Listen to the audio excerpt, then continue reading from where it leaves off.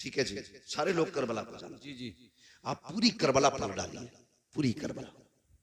वहां लाशें भी थी, डर भी था, तन्हाइयां भी थी, जंगल था, दहशत थी, गम था, दर्द था, भूख थी, प्यास थी। कौन सा सितम ऐसा था जो करबला में ना था? किसी का एक बेटा मर जाए, लोग कहते हैं कमर टूट गई। सलाम करो सैयदा ज़ैनब को, जिसके सामने बेटों की लाशें भी थी, जी जी, भतीजों की लाशें भी थी, सगे भाई की लाश भी जिसके सामने पड़ी थी। मगर सलाम ज़ैनब तेरी हिम्मत को, खुदा की कसम तूने अली की बेटी होने का हक अदा करके दिखाया था। जी जी, बेशक। मैं कहना यह चाहता हूं, इस सब के बावजूद खेमे जले थे, अहले बैत अतार की दौलत लूटी गई थी, लेकिन कोई ये नहीं बता सकता किसी ने अहले बैत की बेटियों को बिना नकाब के किसी का चेहरा देख लिया। हर सितम अपनी जगह था, मुस्तफा की शरीयत अपनी जगह थी। जी जी, बेशक बेशक। सैयदा ज़ैनब ने 13 मुहर्रम को सफर शुरू किया। जी जी जी। कितने को? 13। सारे बोले कितने को? 13 मुहर्रम। 13 मुहर्रम को करबला से चले, 27 रमजान को मदीना शरीफ पहुंचे। जोड़ के लगाओ हिसाब कितने बने? मेरे हिसाब से तकरीबन 9 महीने बनते। जी, कितने महीने? 9। जोर से कितने? 9 महीने बनते। लेकिन इस 9 महीने के सफर में सैयदा ज़ैनब जब मदीना शरीफ पहुंची थी तो 72 कुरान मुकम्मल कर चुकी थी। जी जी, बेशक। सुभान अल्लाह, सुभान अल्लाह, सुभान अल्लाह। 72 कुरान 9 महीने के सफर में किसी ने सैयदा ज़ैनब का एक बाल तक नहीं देखा था, एक बाल तक। तारीख अपनी जगह है, लिखने वालों ने लिखा, लेकिन मेरा ईमान ये कहता है किसी की मां ने वो दूध नहीं पिलाया। जी जी, बेशक। बेटे को जो अली की बेटी की कोई चादर छीन लेता। जी जी, हाँ, बेशक। नहीं छीन सकता था, इसलिए कि उनकी इज्जत की हिफाजत का वादा तो रब ने पहले कर दिया। बेशक बेशक। और चादर समझ छीनने का मतलब समझते? जी जी जी, बेटी के सर से चादर खींचना उसकी इज्जत खींचने के बराबर। अली की बेटी के सर से चादर, वो भी अली की बेटी जो यजीद के दरबार में खुतबा देने पे आए तो पित्ते पानी होने लग जाए। जी जी, बेशक। और लोग पूछने पे मजबूर हो जाए क्या अली आ गए? लोग कहें अली नहीं, अली की बेटी आ गई। ये सैयदा ज़ैनब। मैं कहना यह चाहता हूं, इन्होंने वो शरीयत का कानून पे अमल करके दिखाया कि दुनिया हैरत में है। आज कोई मिसाल नहीं मिलती है। ये उन्हीं के तरकी खैरात है जो बेटियों के सरों पे दुपट्टे सलामत हैं।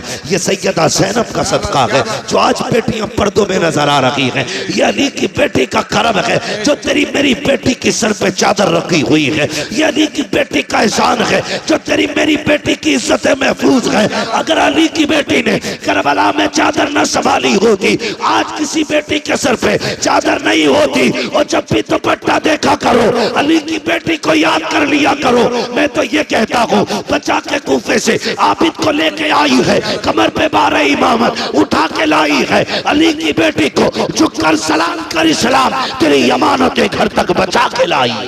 नारे तकबीर, नारे रिसालत, मसलक के आला हजरत सरकार के घराने की शान, जन्नत के हैं मेहमान मुफ्ती हम्माद रजा साहिब क़िबला।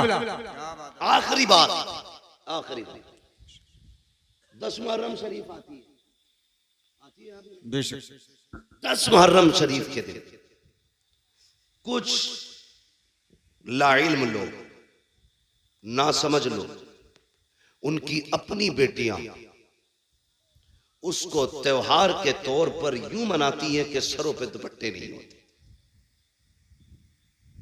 बुरा ना मानो, ये हमारे ही घर की बात है। अगर मैं नहीं कहूंगा तो आपसे कौन कहेगा? बेशक। मैं सिर्फ आपकी वाह के लिए मैं मुंह बंद करके यहां से चला जाऊंगा, आप तो फिर वहीं रह जाएंगे ना जहां थे। मैं बताना चाहता हूं, 10 मुहर्रम को अली की बेटियों ने पर्दा करके दिखाया है। बेशक। हमारी बेटियों ने दुपट्टे उतार दिए। बताइए, अगर मुहर्रम के नाम पे हमारी बेटियां दुपट्टे उतार के मेले में आ गई तो कयामत में सैयदा ज़ैनब को कौन सा मुंह दिखाएंगे हम?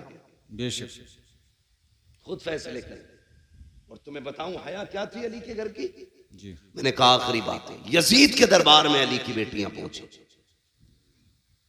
सुबह से शाम तक खड़ी रह गई हजरत ज़ैनब और हजरत सकीना यजीद के दरबार में, सुबह से शाम तक। जब उस यजीद कुत्ते का, जब उस कुत्ते का शाम को नशा उतरा, वो दरबार में आके बैठा और उसे पता चला अली की बेटी आई हुई है, वो हुकूमत के नशे में था, औकात भूल बैठे, कहता इनके चेहरे दिखाए जाएं। हजरत फिजा आगे बढ़ी, कहने लगी कुत्ते हद में रहे, अली की बेटियां हैं, कयामत आ सकती है, किसी गैर महरम के आगे ये चेहरे नहीं खोल सकती है। ये हजरत फिजा ने कहा कि कयामत आ सकती है, लेकिन अली की बेटियों के सर की चादर नहीं हटाई जा सकती। पूछ, तुझे क्या पूछना है? कहा मुझे इनके नाम पूछने। अल्लाह अकबर। कहा सबके नाम मैं बताऊंगा। वो बिगड़ा, कहा तू कौन होती बताने वाली, मैं पूछूंगा। कहा हद में रह, हम जान दे सकते हैं लेकिन अपने आकाओं की इज्जत पे आंच नहीं आने दे सकते। उसने फिर इशारा किया उस 7 साल की सकीना की तरफ जिसका बचपना था। कहा ये बच्ची कौन है? कहा ये हुसैन की सकीना है, ये वो है जो हुसैन के सीने पे सर रख के सोती थी। उसने कहा मुझे पूछना है, ये नाम बताए। 3 मरतबा उसने कहा, जवाब नहीं मिला ना। तो कहा ये बोलती क्यों नहीं? इमाम ज़ैनुल आबिदीन ने कहा कुत्ते, इसके गले में जो फंदा पड़ा है ना, ये इतना टाइट है कि इसकी आवाज नहीं निकल रही है, ढीला कर फंदा। उसके कहने से यजीदी फौजी आगे बढ़ा, उसने गले का फंदा खोलने के लिए हाथ बढ़ाया। हजरत सकीना दौड़ के सैयदा ज़ैनब के कदमों से लिपट गई। वो उधर गया तो वहां से हट के इमाम ज़ैनुल आबिदीन के कदमों में यजीद ने कहा था इस बच्ची को क्या हो गया है, ये गले की रस्सी क्यों खोलने नहीं देती? तब हजरत ज़ैनुल आबिदीन का तेवर बदला, लहजे में अली की जुर्रत आई है, वो जोश था, पूरा दरबार कांप गया। चीख के कहा था कुत्ते, ये सकीना 7 साल की जरूर है लेकिन अली की बेटी है, ये मर तो सकती है लेकिन गैर महरम का हाथ इसके गले को लग जाए, ये गवारा नहीं कर सकती। बेशक बेशक। अली की बेटी ऐसा पर्दा करे और तेरी बेटी 10 मुहर्रम को तमाशा करे, ये हुसैनियत है, ये यजीदियत है। अगर ऐसा तुम्हारी बेटियों ने किया तो कयामत के दिन कोई बचाने वाला नसीब नहीं होगा। अपनी बेटियों से कहना जैसी मुहर्रम का चांद नजर आ जाए, हर दरवाजे पे सबील का इंतजाम होना चाहिए, हर घर से लंगर बटना चाहिए, हर घर से कुरान की आवाज आनी चाहिए। जी जी बेशक। हर नमाज के बाद तिलावत करो, इतना कुरान पढ़ो कि जमाने को पता चल जाए कि जिस हुसैन ने नेज़े पे पढ़ के कुरान सुनाया था, उनके चाहने वाले आज जमीन को कुरान की खुशबू से मुअत्तर कर चुके हैं। बेशक बेशक। करेंगे इंशाअल्लाह, इंशाअल्लाह पढ़ेंगे कुरान। जी। मेले में बच्चियों को भेजोगे ना। बोलो, सब नहीं बोल रहे, कदाल में काला है।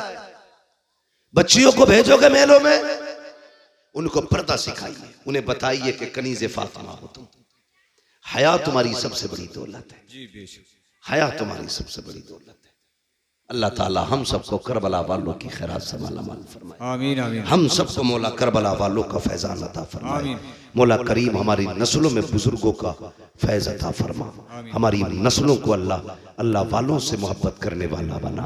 मौला करीम हमारी नस्लों को हुसैन और आले हुसैन का आशिक बना।